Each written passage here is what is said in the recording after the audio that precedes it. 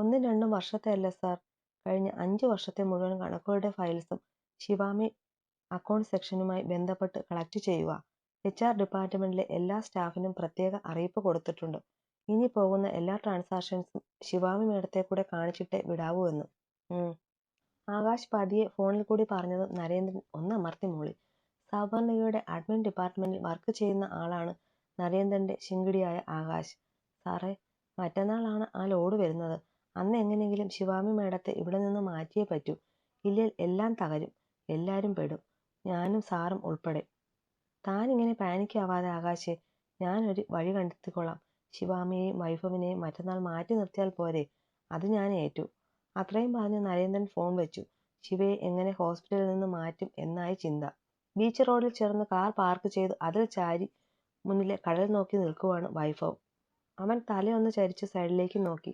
അവിടെ കാണുന്ന ഒരു തട്ടുകടയിൽ നിന്ന് ഫുഡ് വാങ്ങിച്ചുകൊണ്ട് അവിടെ വർത്തമാനം പറഞ്ഞ് ചിരിച്ചോണ്ട് നിൽക്കുവാണ് ശിവ. പെണ്ണ് പറഞ്ഞിട്ടാണ് ഇങ്ങോട്ടേക്ക് വന്നത്.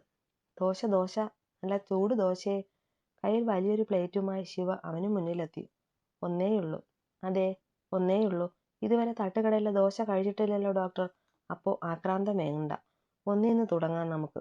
ചിരിയോടെ പെണ്ണു പറഞ്ഞ് തട്ടുകടയിൽ നിന്നും നല്ല ചൂട് ദോശ കഴിക്കുന്ന കാര്യം പറഞ്ഞപ്പോഴാണ് വൈഭവ് പറഞ്ഞത് അവൻ ഇതുവരെ തട്ടുകടയിൽ നിന്നും കഴിച്ചിട്ടില്ലെന്ന്. പിന്നെ ഒന്നും നോക്കിയില്ല, നേരെ ബാലൻ ചേട്ടന്റെ കടയിലേക്ക് കൊണ്ടുവന്നു ശിവ. ഇതെവിടെയാ, ഒന്ന് വെക്കുവാ? പ്ലേറ്റും കയ്യിൽ പിടിച്ചോണ്ട് താഴേക്കും സൈഡിലേക്കും നോക്കുന്നവളെ കണ്ട് താനിത് എന്ത് തപ്പുവാ എന്ന് വൈഭവ് ചോദിച്ചു.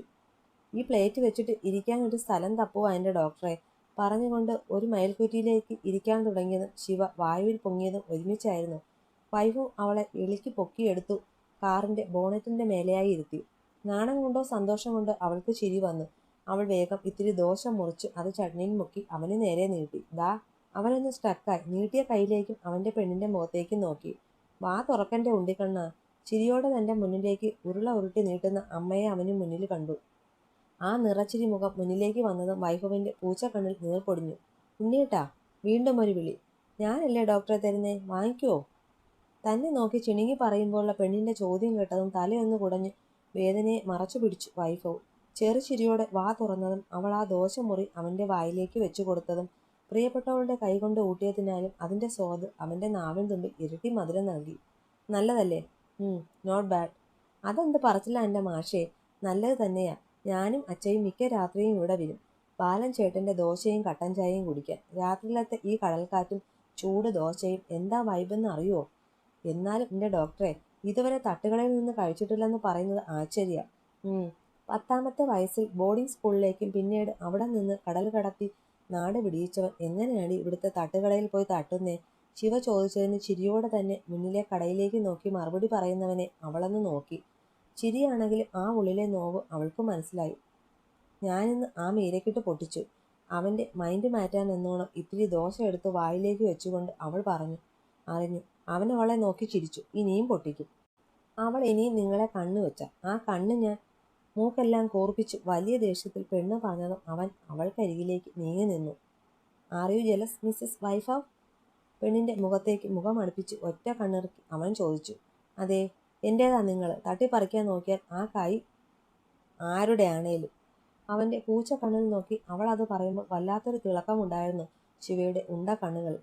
നിനക്കറിയോ, നീ ചിരിക്കുന്നതിലും എനിക്കിഷ്ടം നിന്റെ ഈ കുറുമ്പ് കാണാനാ. നീ ദേഷ്യപ്പെടുമ്പോൾ കുറുമ്പോടെ മുഖം വീർപ്പിക്കുമ്പോൾ നിന്റെ ഈ ഉണ്ട കവളുകൾ ചുവന്നു കയറും.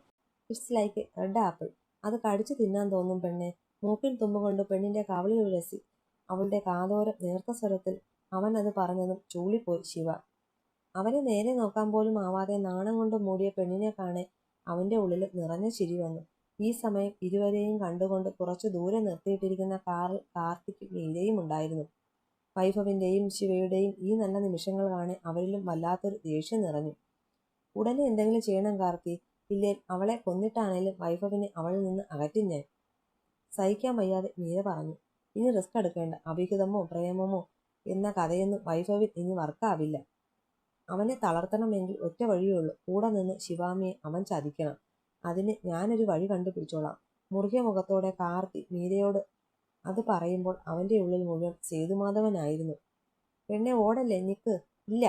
പിറകെ വരുന്നവന്റെ വാക്ക് കേൾക്കാതെ അവൾ ആ തീരത്തുകൂടെ ഓടി. തിരമാല തട്ടി തിരികെ പോകുന്ന ആ മണലിൽ ഓടുമ്പോൾ അവളുടെ കാലിലെ സ്വർണ്ണ കൊലുസുകൾ തുള്ളിക്കളിച്ചു. പെട്ടെന്ന് തന്റെ ധാവണി തുമ്പിൽ കാല് തട്ടി അവൾ മുന്നിലേക്ക് വീഴാൻ അണഞ്ഞതും "മാമി!" ഉച്ചത്തിൽ അവൻ അലറി വിളിച്ചു. കണ്ണുകൾ വലിച്ചു തുറന്ന് വാമിക കിതച്ചെഴുന്നേറ്റു. അപ്പോഴാണ് കണ്ടത് സ്വപ്നമാണെന്ന ബോധം വന്നേ അവൾക്ക്. പക്ഷേ സ്വപ്നമാണോ അതോ ഓർമ്മയോ? "എന്താ ഇപ്പൊ കണ്ടേ? ആരാ അത്? എന്നെയല്ലേ വിളിച്ചേ? എന്റെ പേര് വിളിച്ചല്ലേ എന്റെ പുറകെ വന്നേ? അതാരാ?" തന്റെ ഓർമ്മയിൽ അങ്ങനെ ഒരാൾ ഉണ്ടായിരുന്നോ? വാമിക നെഞ്ചിൽ കൈവച്ച് ഓർത്തെടുക്കാൻ നോക്കി. ആ മുഖം. പക്ഷേ എത്ര ശ്രമിച്ചിട്ടും പറ്റിയില്ല. ആ കറുത്ത ചെറിയ മിഴികളും വലത് കണ്ണിനുള്ളിൽ ഒരു കുഞ്ഞു മറുകും. അല്ലാതെ വേറൊന്നും അവരുടെ ഉള്ളിലേക്ക് വന്നില്ല. "അമ്മേ!" പെട്ടെന്ന് മുറിയുടെ വാതിൽ തുറന്ന് വിളിച്ചുകൊണ്ട് ശിവ കയറി വന്നു. "എന്താ എന്താ എൻ്റെ അമ്മയ്ക്ക് പറ്റിയേ? ഒച്ച വെച്ചോ അമ്മ?" കയ്യിലെ കോഫി മേശപ്പുറത്തേക്ക് വെച്ച് വാമിക്കൊപ്പം ബെഡിലേക്ക് ഇരുന്നു. അവളുടെ മുഖത്തും കയ്യിലുമൊക്കെ പിടിച്ച് വെപ്രാളത്തോടെ നോക്കി ശിവ.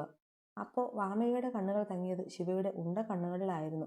അവളുടെ വലത് കണ്ണിനുള്ളിൽ കുഞ്ഞു പൊട്ടുപോലെയുള്ള ആ കറുത്ത പുള്ളി കണ്ടതും വാമികയുടെ ഉള്ളു തുടിച്ചു. അവർ ഇരു കൈകൾ കൊണ്ടും ശിവയുടെ മുഖം കൈക്കുമ്പിളിലെടുത്തു. എന്തൊക്കെയോ പറയാൻ നാവ് തുടിക്കുന്നു. പക്ഷേ ശബ്ദം വെളിയിൽ വരുന്നില്ല. നിറഞ്ഞു തുടങ്ങിയ കണ്ണുകളോടെ ആ അമ്മ ശിവയുടെ നെറ്റിൽ ചുണ്ടുമുട്ടിച്ചു. പെട്ടെന്നുള്ള അവരുടെ പ്രവൃത്തിയിൽ ശിവ ഒന്ന് ഞെട്ടിയെങ്കിലും പിന്നെ ചിരിച്ചു.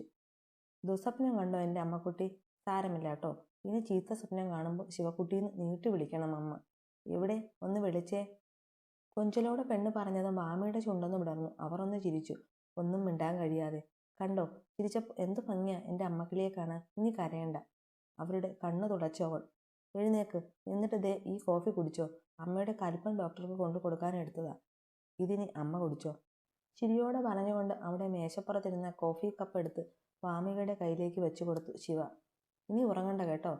അമ്മ ഒന്ന് കുളിക്ക്. എന്നിട്ട് താഴേക്ക് വാ. ഞാൻ താഴെ പോയി എൻ്റെ ഡോക്ടർക്ക് വേറെ കോഫി എടുക്കട്ടെ. ഇല്ലേ ആ കടുവ ഡമ്പലിന് പകരം എന്നെ ഇട്ട് അടിക്കും." വാമിയുടെ കവിളിൽ ഒന്ന് പിച്ചു വിട്ടു പറഞ്ഞു. ശിവ എഴുന്നേറ്റ് തിരിഞ്ഞതും കണ്ടു പിന്നിൽ വാതിൽ പടിയിൽ ചാരി കൈയും കെട്ടി നിൽക്കുന്നവനെ. "ഇവിടെ ഉണ്ടായിരുന്നോ?" വൈഫവനെ പെട്ടെന്ന് കണ്ടവൾ ചമ്മലോടെ ചോദിച്ചതും തലയാട്ടി ഒന്ന് അമർത്തി മൂളി അവൻ. "എന്നാ അമ്മേ, ഞാൻ പോയിട്ട് വല്ലതും ബാക്കിയുണ്ടേ വരാം." അവൾ വാമിയെ ഒന്ന് നോക്കി പറഞ്ഞിട്ട് പയ്യെ പുറത്തേക്ക് ഓടിയതും പെണ്ണിന്റെ കൈത്തണ്ടയിൽ അവന്റെ പിടി വീണിരുന്നു. "അങ്ങോട്ടല്ല, ഇങ്ങോട്ട്.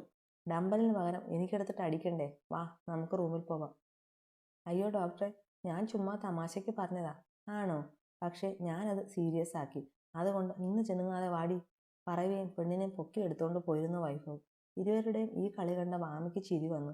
പക്ഷേ പെട്ടെന്ന് ശിവയുടെ മിഴികൾ അവരിലേക്കെത്തി. ഒപ്പം തനിക്ക് അറിയാത്ത ആ മുഖവും. ചിത്തു സീതയ്ക്കൊപ്പം അടുക്കളയിലാണ്. കൂടെ സൗദാമിനിയുമുണ്ട്. സൗദാമിനി കഴിഞ്ഞ ദിവസത്തെ പ്ലേറ്റ് പൊട്ടൽ അറിഞ്ഞു. പിന്നെ ചിത്തുവിനെ ഒറ്റയ്ക്ക് അടുക്കളയിൽ നിർത്തില്ല. വിന്ധ്യയും വൃന്ദയും കൂടെ ഒപ്പിച്ചതാണ് ആ സീൻ എന്ന് അവർക്കറിയാം. അതുകൊണ്ട് തന്നെ ചിത്തുവിനോ ശിവയ്ക്കോ താനുള്ളപ്പോൾ ഒരു പ്രശ്നവും ഉണ്ടാവരുത് എന്ന തോന്നലാണ് അവർക്ക്. "സീതേച്ചി, ദോശയിൽ നെയ്യ് ഒഴിക്കല്ലേ. ആൾക്ക് നെയ്യ് ഒഴിച്ച ദോശ പിടിക്കില്ല." ദോശ ചുടാൻ തുടങ്ങിയ സീതയെ തടഞ്ഞുകൊണ്ട് ചിത്തു പറഞ്ഞു. "എന്താ മോളെ?" സൗദാമിനിയാണ് ചോദിച്ചത്. "അല്ലമ്മേ, അനിയേട്ടന് ദോശയിൽ നെയ്യ് പുരട്ടുന്നത് ഇഷ്ടമല്ല. ഞാനത് സീതേച്ചിയോട് പറയുമായിരുന്നു. ഏട്ടനുള്ള ദോശ ഞാൻ വേറെ ഉണ്ടാക്കിക്കോളാം." പറഞ്ഞുകൊണ്ട് അടുപ്പിലിരുന്ന തക്കാളി ചട്നി വാങ്ങി വെച്ചിട്ട് ഒരു നോൺ സ്റ്റിക്ക് പാൻ എടുത്ത് ഗ്യാസിലേക്ക് വെച്ചു. ചിത്തു ദോശ ചുടാൻ തുടങ്ങി. സൗദാമിനി ഒരു ചിരിയോടെ അത് നോക്കി. "അല്ല കുഞ്ഞേ, അനികുഞ്ഞിന് അതൊക്കെ പിടിക്കില്ലെന്ന് ഈ കുട്ടിക്ക് എങ്ങനെ അറിയാം? കല്യാണം കഴിഞ്ഞിട്ട് അധിക ദിവസം ആയില്ലല്ലോ. പിന്നെങ്ങനെയാ ഇത്?" സീത പയ്യെ സ്വകാര്യം പോലെ ചെന്ന് സൗദാമിനിയോട് ചോദിച്ചു. "ഭർത്താവിന്റെ ഇഷ്ടവും അനിഷ്ടവും മനസ്സിലാക്കാൻ അത്ര വലിയ സമയമൊന്നും വേണ്ട സീതേ. മനസ്സിന് അടുപ്പമുണ്ടായാൽ മതി."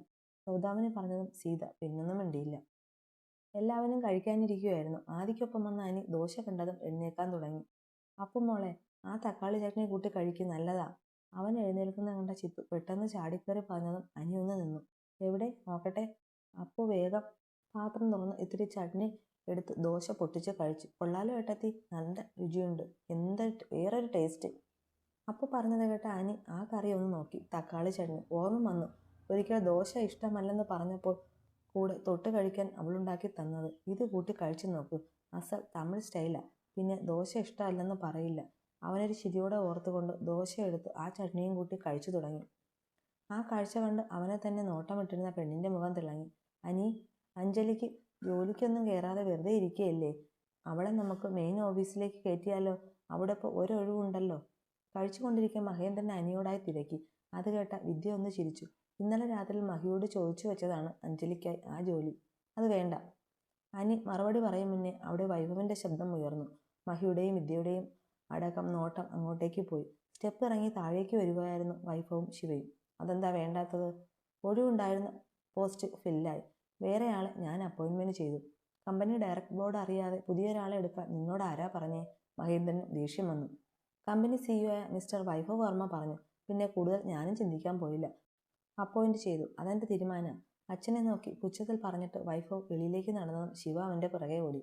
മഹിയച്ച, സിദ്ധുവിന്റെ അമ്മാവന്റെ മോള് ഭാമയാ കമ്പനിയിലെടുത്തത്. ആ കുട്ടി ബികോം കഴിഞ്ഞതാ. 2 ഇയർ എക്സ്പീരിയൻസ് ഉണ്ട്. സോ അതാ നല്ലതെന്ന് എനിക്കും തോന്നി. അഞ്ജലിയുടെ 2 പേപ്പറിന്റെ സപ്ലിയുടെ റിസൾട്ട് വന്നില്ലല്ലോ, അത് വരട്ടെ. എന്നിട്ട് നമുക്ക് അവളെ കമ്പനിയിൽ കയറ്റാം. നിങ്ങൾ രണ്ടുപേരും എന്താണെന്ന് വെച്ചാൽ തീരുമാനിച്ചോ. എന്നോട് ഇനി ഒന്നും ബോധിപ്പിക്കേണ്ട ആവശ്യമില്ല. അനി പറഞ്ഞത് കേട്ട് ദേഷ്യം വന്ന മഹേന്ദ്രൻ കഴിപ്പ് മതിയാക്കി എഴുന്നേറ്റ് പോയി. അയാൾക്ക് പുറകെ മുഖം കറുപ്പിച്ചുകൊണ്ട് വിദ്യയും എഴുന്നേറ്റു. സിദ്ധുവിന്റെ അമ്മാവന്റെ മോള ഭാമ. ആ പെണ്ണിനെ എന്തിനാ ഓഫീസിലെടുത്തേ? എന്നിട്ട് എന്നോട് പറഞ്ഞില്ലല്ലോ. ഈ സംസാരം കേട്ടിരുന്ന അപ്പു മുഖം കൂർപ്പിച്ച് മനസ്സിലോർത്തു. ഡോക്ടറെ ഡോക്ടറെ പാഞ്ഞ് പുറത്തേക്ക് കാറിലേക്ക് നടന്ന് കയറാൻ തുടങ്ങിയ വൈഭവിനെ പിന്നിൽ നിന്ന് വിളിച്ചു ശിവ. എന്താടി? അവൻ തിരിഞ്ഞെന്ന് അലറി. എന്തിനാ ഇത്രയും ദേഷ്യം? അതിന് മാത്രം ഇപ്പൊ ഇവിടെ ഒന്നും നടന്നില്ലല്ലോ. അച്ഛൻ പറഞ്ഞത് ഇത്തിരി ശരിയില്ലേ? ഒന്നുമില്ലേലും പുതിയൊരാളെ എടുത്തപ്പോൾ ഒന്നും അറിയിക്കാൻ മേലായിരുന്നു. മഹേന്ദ്രന് പറയുന്നതൊക്കെ ചെയ്യാനും മുട്ടും മടക്കി അയാളുടെ മുന്നിൽ പോയി ചെരിഞ്ഞു നിൽക്കാനും ഞാൻ അയാളുടെ വാലാട്ടിപ്പട്ടിയല്ല. അവളെ നോക്കി ദേഷ്യത്തിൽ അത്രയും പറഞ്ഞ് അവൻ കാറിൽ കയറിപ്പോയി. ഓ, ഇതെന്തൊരു സൈസാ! കുറച്ചു മുമ്പ് വരെ എൻ്റെ ദേഹത്തു നിന്ന് നിലത്തിറക്കാതെ റൊമാൻസിച്ചോണ്ടിരുന്ന മനുഷ്യന് ഇപ്പം നോക്ക്, മുരട്ട് കാളയെപ്പോലെ കലിപ്പിച്ചു തുള്ളി പോകുന്നു. ഓ, സ്വിച്ച് ഇടും പോലെയാ ദേഷ്യവും സന്തോഷവും ഒക്കെ വരുന്നത് കടുവയ്ക്ക്. വൈഭവ് പോയ വഴിയെ നോക്കി എളിക്ക് കൈകൂത്തി നിന്ന് ദേഷ്യത്തിൽ പറഞ്ഞു ശിവ. വൈഭവ് ഏട്ടൻ ദേഷ്യത്തിലാണോ പോയേ? പിറകിൽ നിന്ന് ചോദിച്ചുകൊണ്ട് ചിത്തു അവൾക്കരികിലേക്ക് വന്നു.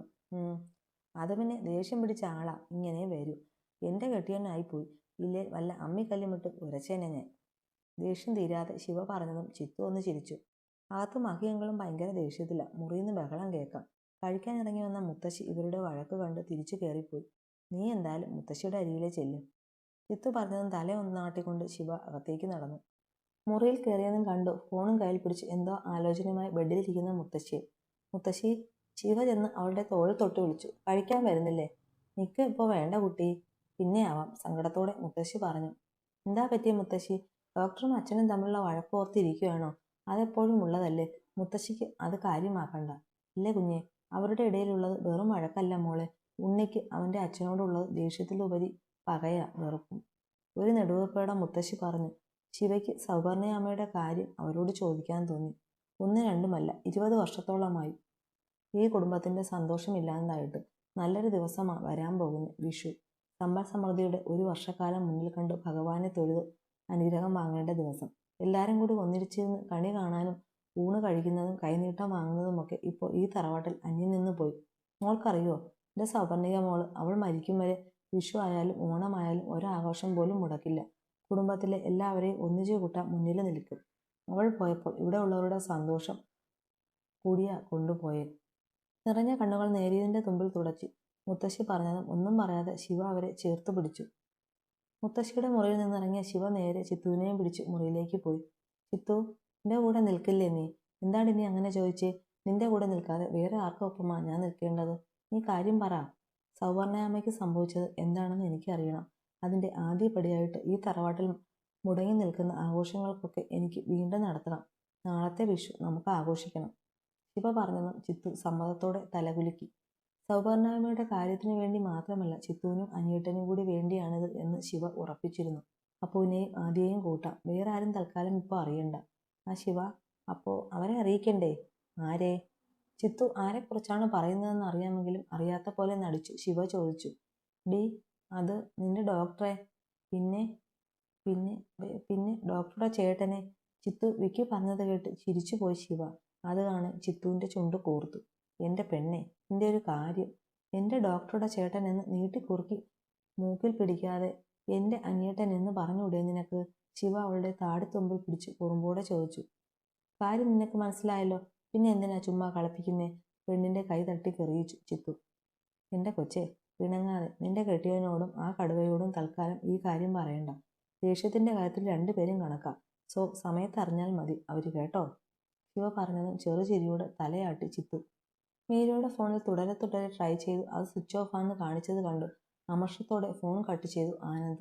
ഇന്നലെ ഹോസ്പിറ്റലിൽ നിന്ന് ഇറങ്ങി ഒരു ഫ്രണ്ടിനെ കാണാൻ എന്ന് പറഞ്ഞ് പോയതാണ്. ഇന്ന് നേരം വെളുത്തിട്ടും അവൾ തിരികെ വീട്ടിലെത്തിയിട്ടില്ല. ആനന്ദ് വേഗം കാറിന്റെ കീയെടുത്തു പോകാനായി തുടങ്ങിയതും അപ്പോൾ റൂം തുറന്ന് മീര അകത്തേക്ക് വന്നത് ഒരുമിച്ചായിരുന്നു.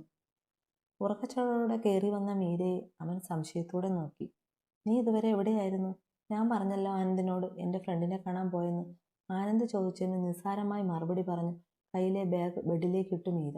ദേഹത്ത് കിടന്ന ചുരിദാറിന്റെ ഷോൾ മാറ്റി ഒരു ടർക്കിയും എടുത്തുകൊണ്ട് അവൾ ബാത്റൂമിലേക്ക് നടന്നു. അപ്പോൾ അവളുടെ കഴുത്തിൽ തിമിർത്തു കിടക്കുന്ന ചുവന്ന പാട് അവൻ കണ്ടു. നിൽക്ക്, അവൻ അവളെ തടഞ്ഞു.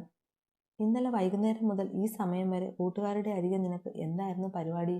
ഞാൻ അവിടെ എന്തൊക്കെ ചെയ്തെന്ന് ആനന്ദിന് റിപ്പോർട്ട് തരേണ്ടതുണ്ടോ? I have my freedom. ഞാൻ എന്ത് ചെയ്യണം എന്ത് ചെയ്യേണ്ടതെന്ന് ആനന്ദിനെ ബോധിപ്പിക്കേണ്ട കാര്യമില്ല, അണ്ടർസ്റ്റാൻഡ്? അമർഷത്തോടെ അവനെ നോക്കി പറഞ്ഞ് ബാത്റൂമിൽ കയറി വാതിൽ ആഞ്ഞടിച്ചു മീര. അപ്പോഴും മീരയുടെ പെരുമാറ്റം തീർത്ത ഞെട്ടലിലായിരുന്നു ആനന്ദ്. അടഞ്ഞു കിടക്കുന്ന ബാത്റൂം ഡോറിലേക്ക് നോക്കി നിന്ന് ഉള്ളം പുകഞ്ഞു നീറി അവൻ്റെ. കയറി വന്ന മീരയുടെ കോലവും കഴുത്തിലായി തെളിഞ്ഞു കിടക്കുന്ന പാടും അതിൻ്റെ എല്ലാം പൊരുൾ ആനന്ദിൻ്റെ ഉള്ളിൽ കനൽ കോരിയിട്ടു. ഒരിക്കൽ എല്ലാം നേടിയെന്ന് കരുതി അഹങ്കരിച്ചവന് ഇന്ന് വേദന തോന്നി. വിശ്വസിച്ചവരാൽ വഞ്ചിക്കപ്പെടുമ്പോഴുള്ള വേദന, മറ്റൊരുവൻ ഒരിക്കൽ അറിഞ്ഞ അതേ വേദന.